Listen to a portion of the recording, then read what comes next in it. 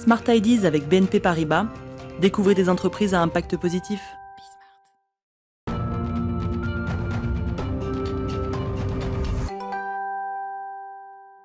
Smart Ideas, une start-up à l'honneur avec Bird for Change aujourd'hui. Bonjour Jules Mollaret, bienvenue. Bonjour, merci. Vous avez fondé Bird for Change avec Thibaut Court en septembre 2020.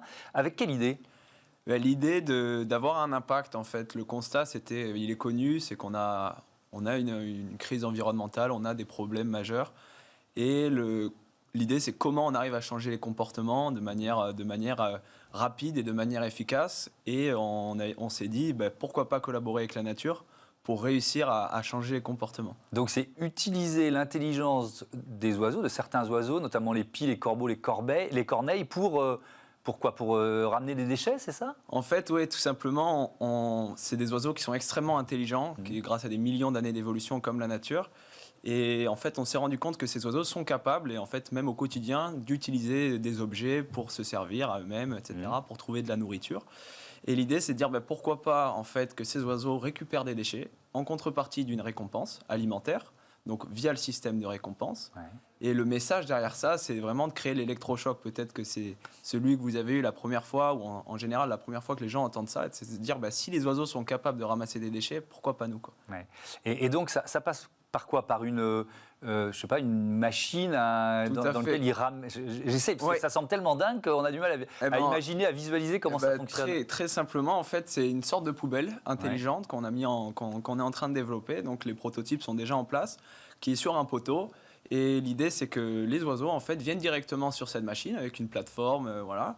Et ils déposent tous les objets qui leur semblent non naturels. Donc ça peut être des plastiques, des mégots, des tickets de caisse. Et en contrepartie, on leur envoie une récompense, une graine, une récompense. Voilà. Donc vous l'avez testé. On voit une photo, le prototype existe, c'est ça ? Oui, en fait, on est en phase d'expérimentation. On n'est pas du tout de ce secteur-là à la base. Et donc la clé, c'était vraiment de s'allier avec des professionnels, des ornithologues, des éthologues. Donc on est en collaboration avec l'INRAE et le Muséum national d'histoire naturelle de Paris.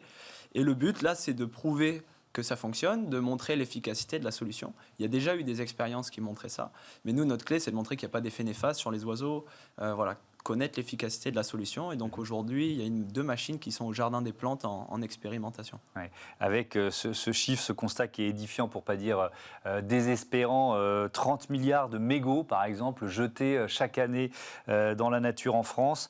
D'ailleurs, tiens, ça pollue longtemps un mégot de cigarette ? Oui, en fait, il y a plusieurs études, mais grosso modo, ces études s'accordent pour dire qu'en tout cas, un mégot, ça pollue 500 litres d'eau à 1 mètre cube de neige.